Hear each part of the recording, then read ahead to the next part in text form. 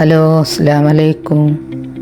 ഞാനിന്നൊരു രാവിലെയും വൈകുന്നേരമൊക്കെ കഴിക്കാൻ പറ്റിയൊരു സ്നാക്കായിട്ടാണ് വന്നിട്ടുള്ളത്. ഓയിലൊന്നും ഉപയോഗിക്കാത്തൊരു സ്നാക്കാണ്. കുട്ടികൾക്കും എല്ലാവർക്കും കഴിക്കാൻ പറ്റിയ നല്ലൊരു സ്നാക്കാണ്. അധികം എണ്ണൊന്നുമില്ല, ആവിയിൽ വേവിക്കണതാണ്. അപ്പോൾ എല്ലാവരും ഈ റെസിപ്പി ഒന്ന് ട്രൈ ചെയ്ത് നോക്കുക. എല്ലാവർക്കും നല്ല ഇഷ്ടമാവും. അങ്ങനത്തെ ഒരു സ്നാക്കാണ്. അപ്പോൾ എല്ലാവരും ഒന്ന് ട്രൈ ചെയ്ത് നോക്കുക. അതിനായിട്ടൊരു പാനിൽ ഒരു കപ്പ് 1.5 കപ്പ് വെള്ളം ഒഴിച്ചിട്ടുണ്ട്. അതൊന്ന് തിളച്ച് വരട്ടെ. അതിന് 1/4 ടീസ്പൂൺ ഏലക്കപ്പൊടിയും 1/4 ടീസ്പൂൺ ഉപ്പും ഇടുക. നന്നായി തിളച്ചതിന് ശേഷം 1/2 കപ്പ് ചെറുപയർ പരിപ്പ് അരമണിക്കൂർ കുതിർത്തിട്ട് വെച്ചിട്ടുണ്ട്. അത് പായസമൊക്കെ ഉണ്ടാക്കില്ല, ആ പരിപ്പാണിത്, ചെറുപയർ പരിപ്പ്. അപ്പോൾ അത് അരമണിക്കൂർ കുതിർത്തത് ആ പാനിലിട്ട് കൊടുക്കുക. തിളച്ചതിന് ശേഷം ഇട്ട് കൊടുക്കുക. അത് നന്നായി ഒന്ന് മിക്സ് ചെയ്യുക. ഒരു 5 മിനിറ്റ് ഒന്ന് തിളച്ചതിന് ശേഷം വേവൊന്നും ഒരു പകുതി വേവായി ഉണ്ടാവും. ഒരു 5 മിനിറ്റ് വേവിച്ചാൽ മതി. 1 കപ്പ് ശർക്കരപ്പാനി നല്ല കട്ടിയിൽ അത് ഒഴിച്ചു കൊടുക്കുക. ഒരു പൊടിക്കണേക്കാളും മുന്നേ 1 കപ്പ് ശർക്കര ഉണ്ടാവും. 1.25 കപ്പ് എടുക്കേണ്ടി വരും. അപ്പോഴേ നല്ല മധുരമാവുള്ളൂ. ഞാൻ 1 കപ്പേ എടുത്തിട്ടുള്ളൂ. അപ്പോൾ ഒന്ന് തിളച്ച് വരട്ടെ. തിളച്ച് വന്നതിന് ശേഷം 1 കപ്പ് തേങ്ങ ചിരകിയത് ഇട്ട് കൊടുക്കുക. നന്നായി ഒന്ന് ഇളക്കുക.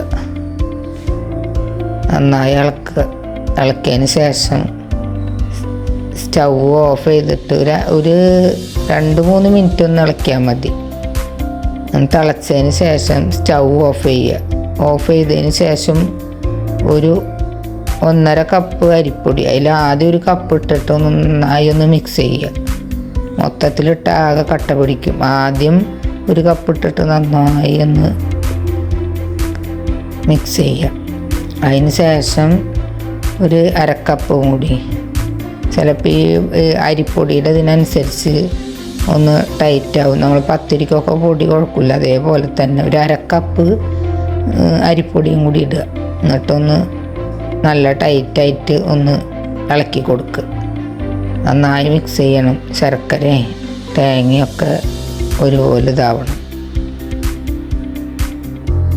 അപ്പോൾ വെന്തിട്ടുണ്ടാവും. പൊടിയും പരിപ്പും ഒക്കെ നന്നായി വെന്തിട്ടുണ്ടാവും. ഇനി 2 ടേബിൾ സ്പൂൺ നെയ്യ് ഒഴിച്ച് കൊടുക്കുക. എന്നിട്ട് നന്നായി മിക്സ് ചെയ്യുക. നന്നായി മിക്സ് ചെയ്തതിന് ശേഷം ഒരു 5 മിനിറ്റ് ഒന്ന് മൂടി വെക്കുക. ഉരുള പിടിക്കാനുള്ള ഒരു ചൂട് ഉള്ള ഇതിന് ഒരു 5 മിനിറ്റ് മൂടി വെക്കുക. ഒന്ന് തണുത്തതിന് ശേഷം അത് ഒരേ ചെറിയ ഉരുളായിട്ട്, ഒരു നെല്ലിക്ക വലിപ്പത്തിലുള്ള ഉരുളായിട്ട് എടുക്കുക. ഇത് ആവി ചെമ്പിൽ, ഇഡ്ഡലി ചെമ്പിലൊന്ന് ആവി പിടിക്കാനുള്ളതാണ്. അതിനായിട്ട് എല്ലാതും ഇങ്ങനെ ഉരുള പിടിച്ച് വെക്കുക. ആദ്യം പൊടിഞ്ഞൊന്നും പോവില്ല, നല്ല ടൈറ്റായിട്ടുള്ളൊരു ഇതാവും. അപ്പോൾ എല്ലാതും ഇതുപോലെ ഒന്ന് ഉരുള പിടിച്ച് വെക്കുക. ചെറിയ ഉരുളായിട്ട് വെക്കുക. ഇത് തേങ്ങാപ്പാലിലാണിത് കഴിക്കുക. നല്ല കട്ടിയിൽ തേങ്ങാപ്പാലെടുത്തിട്ട്. അപ്പോൾ എല്ലാതും ഇതുപോലെ ഞാൻ ഉരുള പിടിച്ച് വെച്ചിട്ടുണ്ട്. ഇനി ആ ഇഡ്ഡലി ചെമ്പ് അടുപ്പിൽ വെച്ചിട്ട് അതൊന്ന് വെള്ളം ഒഴിച്ച് കത്തിക്കുക. എന്നിട്ട് ഓരോന്നായിട്ട് എടുത്ത് വെക്കുക. ഇഡ്ഡലി ചെമ്പിൽ വെള്ളം ഒഴിച്ചിട്ട് ഒരു 5 മിനിറ്റ് ആവി കൊണ്ടാൽ മതി. അപ്പം തന്നെ നന്നായി വെന്തുണ്ടാവും. കണ്ടോ, നന്നായി വന്നിട്ടുണ്ട്. എൻ്റെ ഒരു പാത്രത്തിലേക്ക് മാറ്റി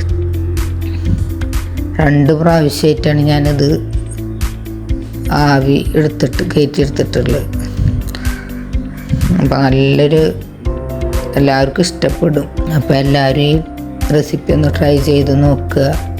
ഞാൻ തേങ്ങാപ്പാൽ ഉപയോഗിച്ചിട്ടില്ല, ഇങ്ങനെ തന്നെ തിന്നാൻ നല്ല ടേസ്റ്റാണ്. അപ്പോൾ എല്ലാവരും ഒന്ന് ട്രൈ ചെയ്ത് നോക്കുക. അസ്സലാമു അലൈക്കും.